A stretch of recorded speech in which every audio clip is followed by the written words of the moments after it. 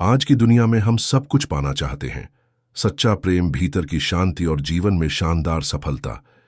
लेकिन जितना जोर से मैं पाने की कोशिश करता हूं, उतना ही सब कुछ मेरी उंगलियों के बीच से रेत की तरह फिसलता जाता है। क्या यही आपकी कहानी भी है? आज मैं आपके साथ वह रहस्य बांटने जा रहा हूं जिसे परमहंस योगानंद ने अपने जीवन और शिक्षाओं से समझाया। डिटैचमेंट यानी अनासक्ति की कला। यह ठंडापन नहीं, भागना नहीं, बल्कि ऐसा प्रेम है जो पकड़ता नहीं, ऐसी शांति है जो शोर में भी स्थिर रहती है, और ऐसी सफलता है जो हमारी आत्मस्थिति से पैदा होती है। इस वीडियो के अंत तक मैं एक 5 मिनट का अभ्यास दूंगा, जो अगर आप 7 दिनों तक करेंगे तो आप अपने भीतर एक नई ठोस स्थिरता महसूस करेंगे। और एक छोटी सी कहानी भी होगी, कैसे एक साधारण लड़का अपनी सबसे बड़ी हार को अपनी सबसे बड़ी जीत में बदल देता है, सिर्फ डिटैचमेंट की समझ से। शुरू करने से पहले, अगर यह विषय आपके दिल को बुला रहा है तो अभी चैनल को लाइक, शेयर और सब्सक्राइब करें, और कमेंट में जय गुरुदेव लिखें, ताकि मैं जान सकूं कि आप इस यात्रा में मेरे साथ चलने के लिए तैयार हैं। डिटैचमेंट सुनते ही बहुत लोग सोचते हैं, कहीं यह उदासीनता तो नहीं? नहीं, योगानंद की दृष्टि में अनासक्ति का अर्थ है बिना पकड़ के प्रेम करना, बिना भय के जीना, बिना लालच के कर्म करना।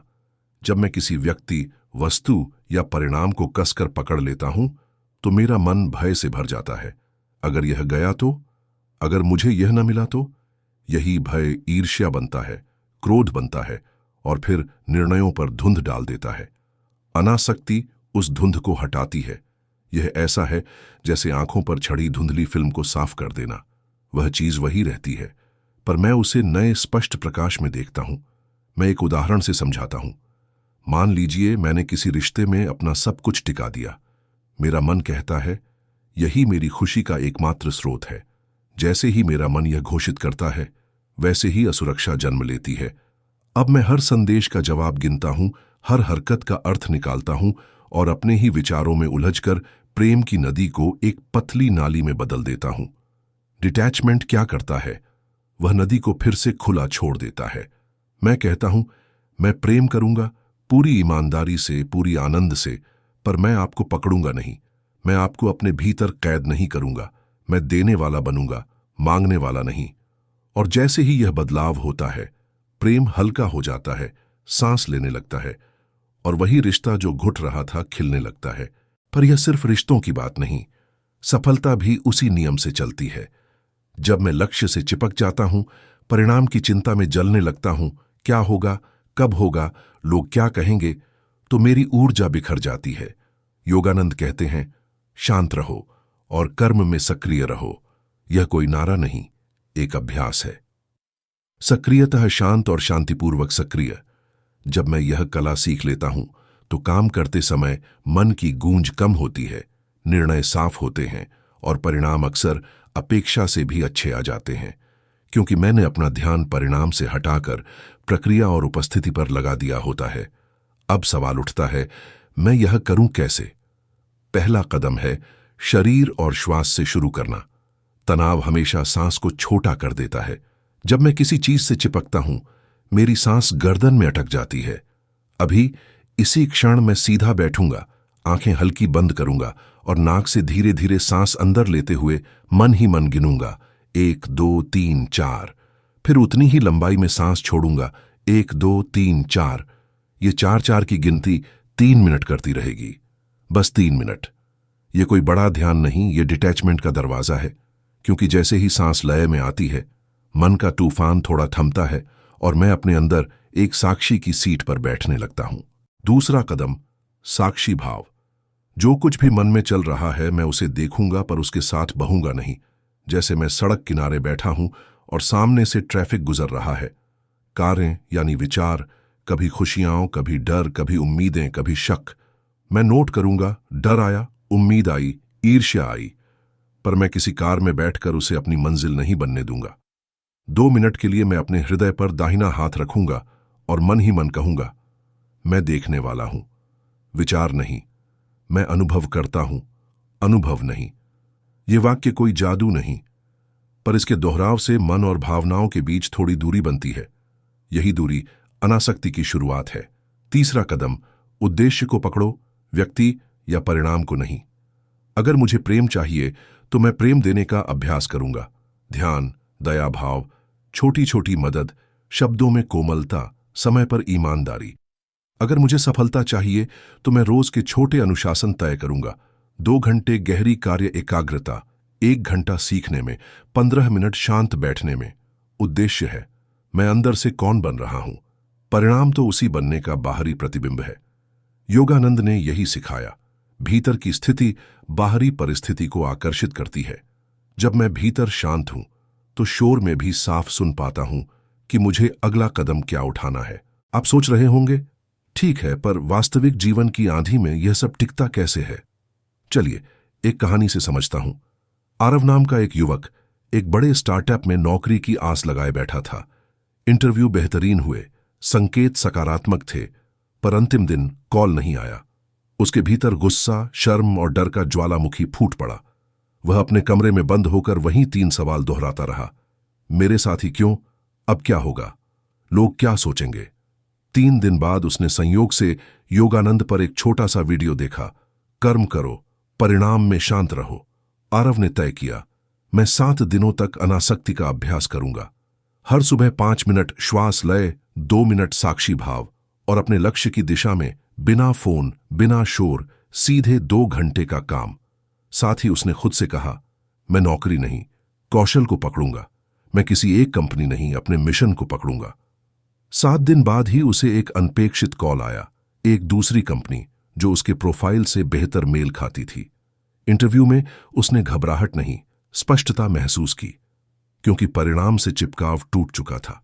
वह नौकरी लग गया और 6 महीने में उसी ने एक छोटी टीम का नेतृत्व संभाल लिया। यह चमत्कार नहीं था, यह भीतर की स्थिति का प्रभाव था। रिश्तों में यही नियम और ज्यादा सूक्ष्म है। जब मैं किसी से कहता हूं तुम ही मेरी खुशी हो, तो मैं अनजाने में उस व्यक्ति पर एक बोझ डाल देता हूं। वह इंसान मेरे डर का इलाज, मेरे खालीपन का भराव बन जाता है और तब रिश्ता बोझिल हो जाता है। अनासक्ति कहती है, मैं तुम्हें प्रेम करूंगा, पर अपनी ऊर्जा का नल तुम्हारे हाथ नहीं दूंगा। मैं अपनी खुशी के लिए जिम्मेदार हूं। मैं अपना समय, अपना ध्यान, अपनी सच्चाई दूंगा, पर तुम्हें अपना मालिक नहीं बनाऊंगा। इस सरल परिवर्तन से जादुई बदलाव आता है। मैं कम नियंत्रित करता हूं, ज्यादा सुनता हूं। कम साबित करता हूं, ज्यादा समझता हूं। कम डरता हूं, ज्यादा भरोसा करता हूं। और यही भरोसा रिश्ते में सुरक्षा लाता है। अब एक बहुत व्यावहारिक अभ्यास, अनासक्ति जर्नल। आज से मैं हर रात 3 चीजें लिखूंगा। पहला, आज मैंने कहां पकड़ दिखाई, किस बात पर, किस व्यक्ति पर, किस परिणाम पर। दूसरा, उस पकड़ का डर क्या था, त्याग का, अकेलेपन का, असफलता का, अपमान का। तीसरा, कल मैं कैसे अलग प्रतिक्रिया दूंगा, सांस, साक्षी और छोटी बहादुरी। ये 3 प्रश्न मेरे अवचेतन को नया प्रोग्राम देंगे। 7 दिन में मैं देखूंगा कि वही घटनाएं अब उतनी तीक्ष्ण चोट नहीं करती, क्योंकि जो अंदर देख सकता है वह बाहर टूटता नहीं। अनासक्ति का मतलब यह नहीं कि मैं लक्ष्य हटा दूं, यह तो लक्ष्य को पवित्र बनाता है। उदाहरण के लिए, अगर मैं व्यापार में हूं और मुझे मुनाफा बढ़ाना है, तो मैं हर ग्राहक के साथ एक आशीर्वचन मन ही मन रखूंगा, तुम्हें मूल्य मिले। यह वाक्य मेरे अहंकार को शांत रखता है और मेरी टीम में नैतिक ऊर्जा जगाता है। योगानंद हमेशा कहते थे, नैतिकता और कुशलता एक ही रथ के 2 पहिए हैं। जब मैं दोनों को साथ लेकर चलता हूं तो मेरे निर्णयों में साफगोई आती है, ग्राहकों में भरोसा बनता है और सफलता सिर्फ एक समय का सवाल रह जाती है। अब हम आते हैं उस 5 मिनट के अभ्यास पर जिसका मैंने वादा किया था। पहला मिनट, शरीर की जड़ता तोड़ने के लिए सीधा बैठूंगा, रीढ़ को लंबा करूंगा, ठुड्डी हल्की अंदर, आंखें मंद बंद। दूसरा मिनट, 4 गिनती में सांस अंदर, 4 गिनती में बाहर। हर सांस के साथ मन ही मन कहूंगा, मैं भीतर स्थिर हूं।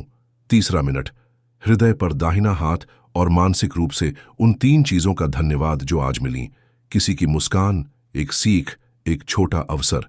चौथा मिनट, 2 वाक्य का संकल्प, मैं प्रेम देता हूं, पकड़ नहीं। मैं कर्म करता हूं, परिणाम को समर्पित करता हूं। 5वां मिनट, अपने लक्ष्य की स्पष्ट कल्पना, परिणाम नहीं, प्रक्रिया। जैसे अगर मुझे किताब लिखनी है तो मैं खुद को रोज लिखते हुए देखूंगा, शब्द बहते हुए, मन शांत, कंधे डीले। 5 मिनट पूरा, आंखें खोलूंगा, चेहरे पर हल्की मुस्कान। यह अभ्यास मैं सुबह और रात दोनों समय करूंगा। 60 दिन बाद मेरी ऊर्जा बदलनी ही है, क्योंकि मैंने अपनी दिशा भीतर मोड़ दी है। कभी कभी जीवन भूकंप की तरह हिलाता है, रिश्ता टूट जाता है, नौकरी चली जाती है, पैसा अटक जाता है। ऐसे समय में अनासक्ति क्या कहती है? वह कहती है, घटना को अच्छा बुरा घोषित करने से पहले सांस की शरण लो। 3 दिन तक प्रतिक्रिया नहीं, सिर्फ उत्तर, कोई बड़ा निर्णय नहीं। योगानंद की शिक्षा का एक सार यह भी है, देरी भी कृपा हो सकती है, अस्वीकार भी संरक्षण हो सकता है। जब मैं पकड़ ढीली करता हूं तो जीवन पुकारने लगता है, यह मोड़ तुम्हें बचाने के लिए था, तोहफा बाद में समझ आएगा। अनासक्ति कोई भाग्यवाद नहीं, यह आंतरिक नेतृत्व है। मैं हड़बड़ी नहीं करूंगा, पर ठहर कर सबसे श्रेष्ठ कदम उठाऊंगा। अब आकर्षण की बात। क्या अनासक्ति से चीजें सचमुच आकर्षित होती हैं? हां, क्योंकि आकर्षण का नियम इच्छा की तीव्रता से ज्यादा ऊर्जा की सूक्ष्मता पर काम करता है। जब इच्छा में भय, लालच और पकड़ घुली होती है तो वह भारी हो जाती है। जब इच्छा में कृतज्ञता, शांत आत्मविश्वास और सेवा का भाव घुलता है तो वह हल्की होकर दूर तक जाती है। मैं भीतर जितना साफ और शांत होता हूं, दुनिया उतनी ही स्पष्ट संकेत देती है। यहां जाओ, इससे मिलो, ये कदम उठाओ।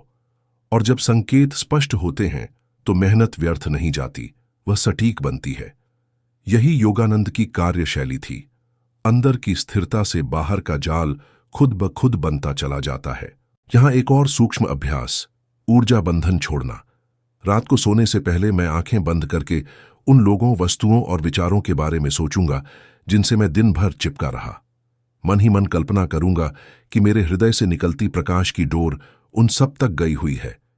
अब मैं धीरे से कहूंगा, मैं तुम्हें आशीर्वाद देता हूं और तुम्हें मुक्त करता हूं, मैं स्वयं को भी मुक्त करता हूं। कल्पना करूंगा कि वे डोरें प्रकाश में घुलती जा रही हैं। मैं हल्का महसूस करूंगा। यह खेल नहीं, मनोवैज्ञानिक सत्य है। मुक्त करने से मेरा नर्वस सिस्टम रिलैक्स होता है और अगली सुबह मैं ताजा उठता हूं।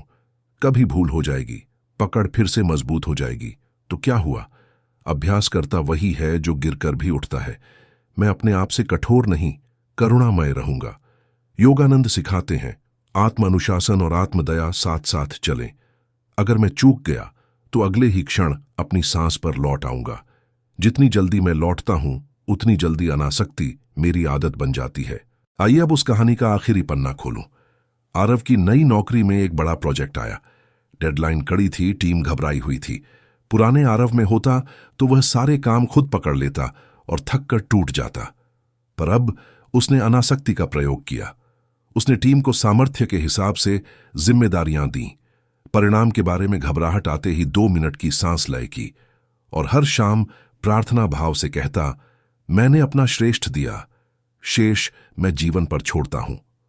प्रोजेक्ट समय पर डिलीवर हुआ, क्लाइंट ने सराहा और सबसे महत्वपूर्ण, आरव अंदर से शांत रहा।